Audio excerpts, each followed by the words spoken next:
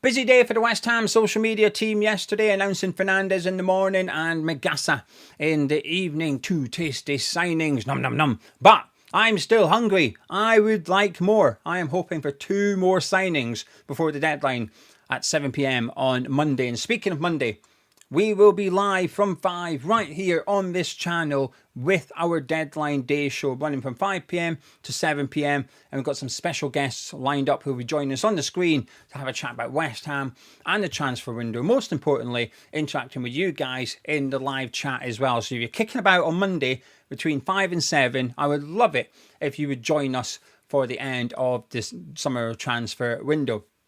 Speaking of Magassa, I'm quite excited actually. I'm quite excited by him because I've never heard of him. When we got linked to him about a week ago, that was the first time I'd heard of Magassa. I've read a bit about him and spoke to people about him and stuff like that. But because I've never heard of him, that's why I'm excited. The voyage of discovery, as I call it, when we bring in a player I've never heard of. Because in this day and age, it's getting less and less, isn't it? And the mystery, there is no mystery around signing a player anymore. Because we always know when we're going to sign them. And by the time they're announced, it doesn't really feel like a new signing anymore. It feels like they were already a West Ham player for a couple of days. You've already got used to the idea of them being a West Ham player. And I think that's taken away a little bit of the buzz for me. I think that was missing for me yesterday with Fernandes. That buzz was missing. I think it's because I had the buzz 24 hours before when I knew that he'd had his medical and he was going to sign. You know, this summer we've signed Juve, Emerson, Walker-Peters, Wilson, Fernandes, Magassa. We've known all about them before they actually signed. For about at least a week, there was a build-up to it. So the buzz is gone. The mystery, who will we sign, that's gone. So when we bring in a player I've never heard of and I know nothing about, there's still a little bit of mystery and intrigue there. Does that make sense? Anyway, so I'm looking forward to seeing him in a West Ham shirt and best of luck to him. Hopefully, he's that defensive midfielder we've been crying out for. So fingers crossed. I've seen some fans thinking he'll play centre-back and others thinking he'll play defence midfielder. I love it. The fact we can't even decide which position he's going to play. I like that. It's fun. It is fun. Transfers should be fun. Right then, we've got some transfer rumours. The big rumours are actually players that are likely or could be leaving West Ham, and hopefully a couple of players that won't be leaving West Ham as well. Before we get into it, please do subscribe if you're new to Hammer's Chat, and also do drop a like on the video as well by clicking thumbs up button. Could get 1,000 likes. Mwah. I would love you all. I'd love all 1,000 of you. I would love you all if you click that thumbs up button. Right, Lucas Paqueta. This one ain't going away. He'd been linked to Spurs previously. That one's gone because of Xavi Simons joining Tottenham. What a signing. Villa, they were linked to him. And it's come out with the mail that they want him on loan. That they've approached West Ham about the possibility of taking Paqueta on loan for the season. And their offer was 5 million loan fee now. And an obligation, not option, an obligation, so they have to buy him. An obligation to buy him for 45 million next summer. So essentially, they're buying him for 50 million. But the difference between that and actually buying him for 50 million is how much money West Ham would receive today. And also that they'd have a get out of jail card if they really wanted to next summer. A bit like what Chelsea had with Sancho. They paid 5 million to get out of their obligation to buy Sancho. You'd imagine there would be something there. So whilst it would be likely they'd sign him, or if we do it right at our end, they can get out of it, sorted. But there is always that little bit of doubt that maybe they'd be able to get out of it, or they'd have to pay to get out of it. But the big difference would be that if we were to sell Paqueta today for 50 million, we'd likely get, I'm just guessing, 20 million of it maybe up front, and then the remaining 30 spread over 3-4 years. With this, we'd get 5 million. So cash flow wise, it's quite significant. It does make a big difference. I'm a little worried that this would tempt West Ham. Now, apparently we've knocked it back, and it's not because of the price. This is the interesting thing. Sometimes it's what things don't say. So the report said we've knocked it back because we'd only be interested in a permanent sale today. So no loan, permanent sale only. But what it doesn't say is that we were unhappy with the 50 million. Now, our price tag over the last couple of weeks when it comes to Paqueta, the leaks have said, oh no, well, they said it was 50-50. They said it's 50-50 if he stays or goes. It says, we don't want to sell him But if we did, it would be 60 million. So we do want to sell him then. It's 60 million, right? You don't want to sell him, just say that. You don't have to attach a price to it as well. If you said to me, do you want to buy a t-shirt? I said, it's not for sale, but if you offered a tenner, I'd accept it.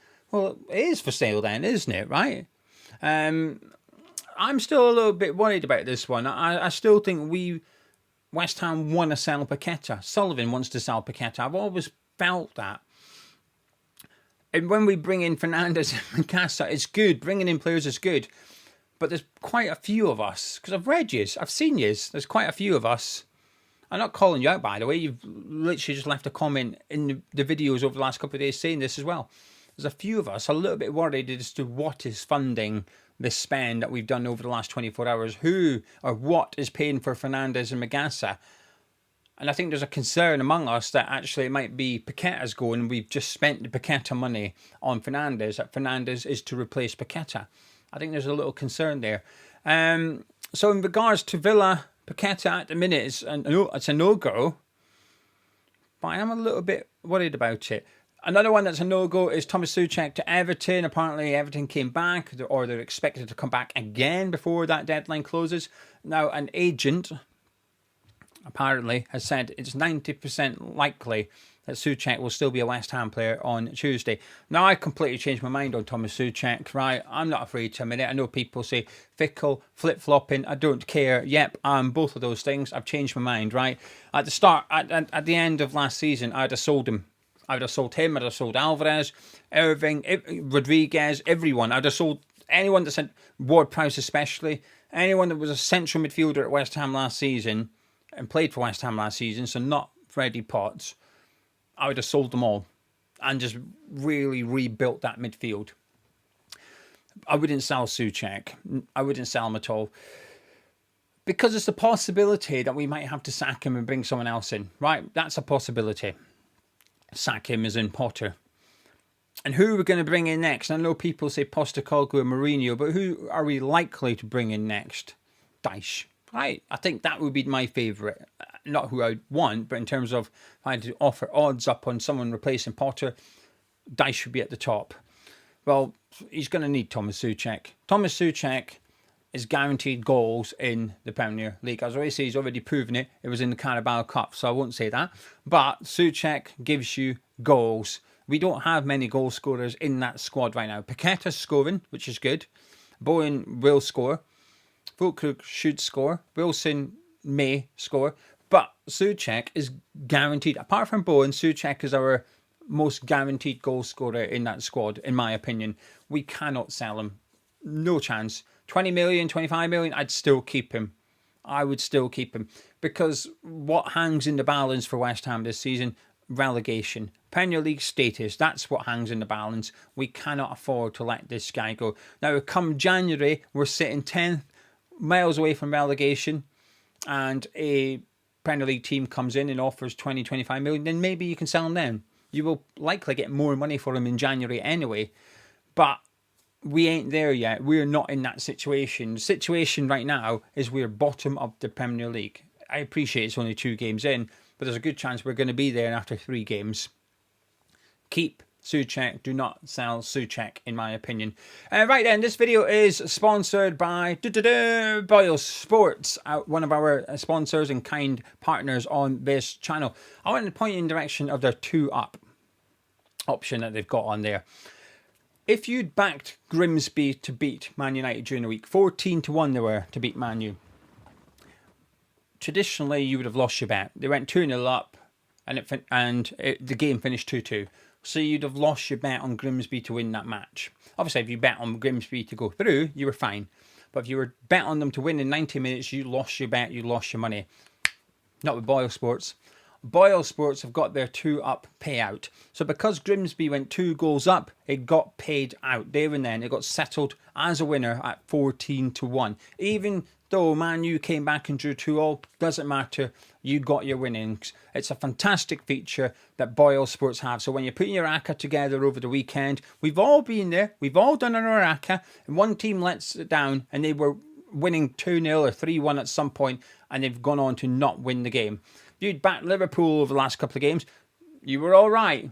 But you'd have had a couple of heart-in-mouth moments against Bournemouth, especially against Newcastle with that late equaliser by Osula before Rio went and got that winner. So Boyle Sports 2-up payout. It's very, very useful. We've got an offer for you at Hammers Chat. If you sign up via Hammers Chat using the link in the description below, and it's important that you use that link so that they know you've come from Hammers Chat, you will get extra free bets. If you go onto the website organically, and if you don't believe me, go have a look. You'll get up to £25 free bets. Go via Hammers Chat, you get up to £40 free bets. Now, you must qualify for these free bets. You've got to deposit at least £10. You must bet at least £10. And when your first qualifying bet comes to conclusion, that's when you will receive the free bets. All the terms and conditions are in the description below alongside the link, so please do read them. Also, please do gamble responsibly, 18 years and over. But if you're having a little flutter this weekend, good luck.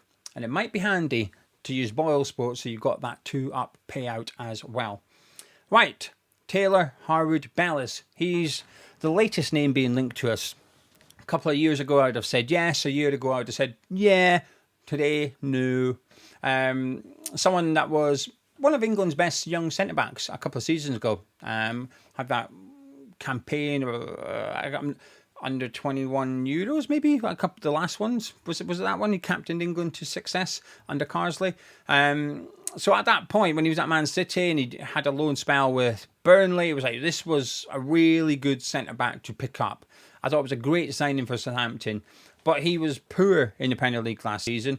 And I've seen Southampton this season already, and he's not looked the best. So it would be a no for me. A couple of years ago, it would have been an absolute yes, but for me, not so much. I wouldn't be keen signing Hardwood-Bellis this time round. Charlie Cresswell, though, I like the fact we're being linked to him. I would love to sign Cresswell. He is what Hardwood-Bellis was a couple of years ago. That's what Cresswell is right now. I liked him prior to the tournament. I thought he had a fantastic tournament in the summer. This is a big yes for me. We need someone like him, a bit old-fashioned, strong in the air, strong on the deck in terms of blocks and interceptions. He's ticking all the boxes for me. And he can play as well. So it's not just that he's like a really old, rugged centre-back. He's got the old-fashioned principles of defending, but with the modern game as well. I like him. I think he's an absolute brilliant centre-back. Is he, Champions League level? No. But neither are we. But in terms of his style, I think he's different to what we've got, and I think that's what we need. Someone different. Cresswell is a massive yes for me. So he might be leaving. Maybe he's gonna leave Toulouse in France to come to the Premier League to lose. Yeah, I know. I'm sorry. I'd get my coat, but I can't be bothered moving. Anyway, it's still a yes for me. Emerson is on the verge of joining Marseille for a tiny fee. Now, I don't know what that is, but it doesn't sound good, does it? I don't think I've ever heard a transfer fee being described as tiny before. What is it, $1 million? $500,000? I don't know. We'll wait and see what this is, but it doesn't sound too good. But I think the way we're looking at it as a football club is, well, we're going to save his wages over the next season. He's only got a year left on his contract. I think the club will save about £4 million. And I think they're looking at that as a bit of a transfer fee, which is, well, at least we'll have to pay out that $4 million. This is a bad negotiation from West Ham. That's the reality, right? The reality of this, even if it was $2 million or something, how we've not managed to get 3 or 4. He's only 31. This guy ain't 36, right? He's still got quite a few years left to offer someone. I think Marseille are getting a really good left back, a really reliable left back for, well, a tiny transfer fee. This is bad business by us. I think he was good under Potter. I wasn't in a rush to move him on this summer. I get why we are. I get it. But, I don't know. It just feels a bit unnecessary. And I appreciate it's $4 million we're saving, so it's a lot of money in that regards. But part of me's wondering, could we not have just kept him? And I know him and Potter perhaps had a bit of a falling out, and he was the one that was late for meetings and stuff, and that's why he's been moved on. So I guess in that way, West Ham would say we're saving $4 million and we're getting rid of a character that we don't want at the club. But in terms of a player, is it a big loss? No. But then what you're getting in return, I don't know, just feels like a bad deal, this one, if that makes sense. Anyway, if he does go, genuinely wish him the best of luck. He's been a really good servant for us. He's been a brilliant signing for us, and we'll always have Prague. So well done, Emerson. Thank you very much, and wish him well on his journey. Maxwell Cornet could be leaving. As you know, I want him on loan. They've waited till the end of the window, haven't they? Because they know that we're not going to be able to say no to whatever they offer. So I think they were after him quite a few weeks ago, but their wage contribution was quite small. So I think that's why we said no. Well, I think they're going to come back possibly with another tiny offer and say, well, we'll pay this much of his wages, and it's not going to be much, and we're just going to have to do it because Potter clearly has zero plans on playing him. This has been one of our worst ever transfers, and we're just going to have to get what we can to get him out of the cup, because there's no point him sitting there doing nothing all season, getting paid whatever he's getting paid. I mean, he's not going to be on low wages, is he? 80 grand a week or something, I'd imagine. He's getting paid. It will be something, a decent slice of money he's getting. So I think we're under pressure just to get him out of the club, and there's only really one club that want him, and that's Genoa, and it's on loan. So it's another tiny transfer for West Ham. Now, a couple of ambitious players. One player I can't get because he's already going somewhere. But first of all, we've got Kobe Mainoo, once out of Man U, wants to leave Man U on loan specifically. Now, this is interesting. Man U don't want him to loan him out. Man U want to keep him. But Mainoo wants to leave on loan. He doesn't want to leave on a permanent transfer. He doesn't want to cut ties with Man U. He just wants playing time. He's not getting game time under Amorim. Amorim showing that his main midfield two at the minute is Fernandes, Casemiro, Ugarte's sort of third choice. So Mainoo said, well, no European football. When am I going to get a game? Never. I want out. I want to go away on loan. I would love him. I would absolutely love him on loan.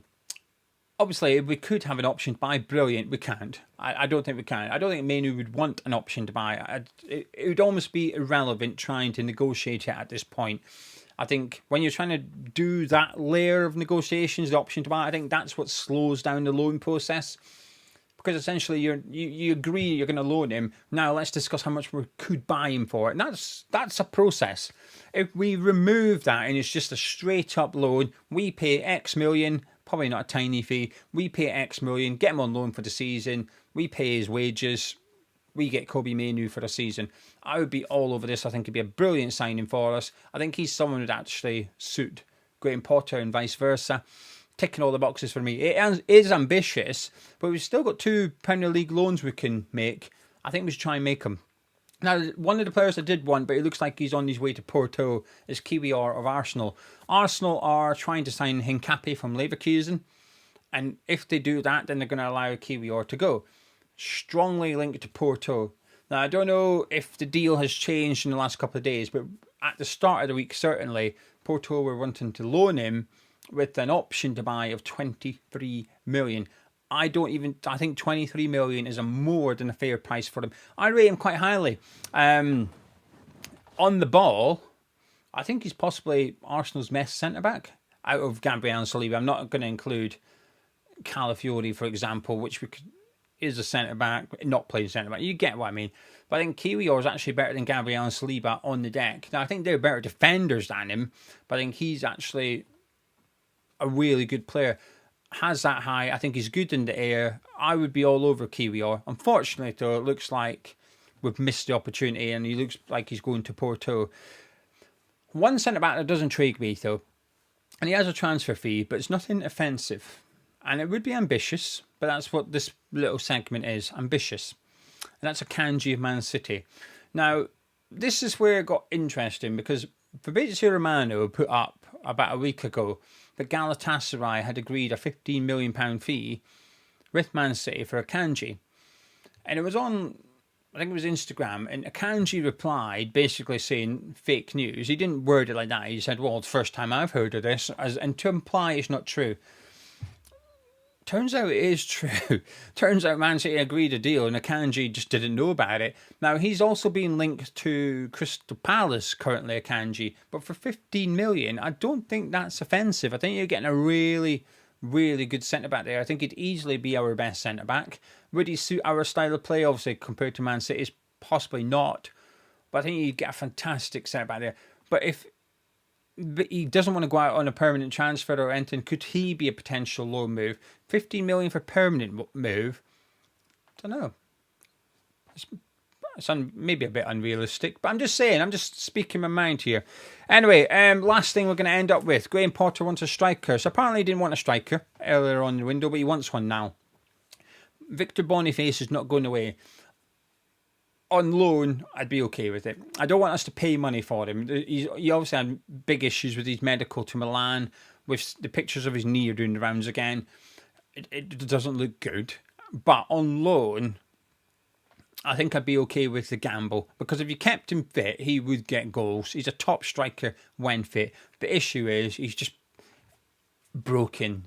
He is just broken. But if you can get him put back together before he falls into Humpty Dumpty again, you can get him back together, then you'll be all right. He's a bit like a tampon, isn't he? He's in for 1 and out for 3. But when fit, would be our best striker. The only problem is we'd have 3 strikers with Wilson and Füllkrug, and they're all injury prone. Knowing our lot, they'll all get injured at the same time. Would give an opportunity to Callum Marshall, I guess. But anyway, there you go. That's your latest West Ham transfer rumours. Let me know what you think in the comments below. If you've enjoyed this video, please do drop a like on it. Hopefully 1,000 of you have already done so. Scum you to Hammers Chat. And later, I'm going to catch up with you later. It's the hat-trick of videos today. Later on, I've got my video with Adam, the Nottingham Forest fan. Thought it was quite a good video, actually. I enjoyed doing it. So hopefully you can tune in. And I'll catch up with you all in the morning as we start to take a look ahead to the game against Nottingham Forest.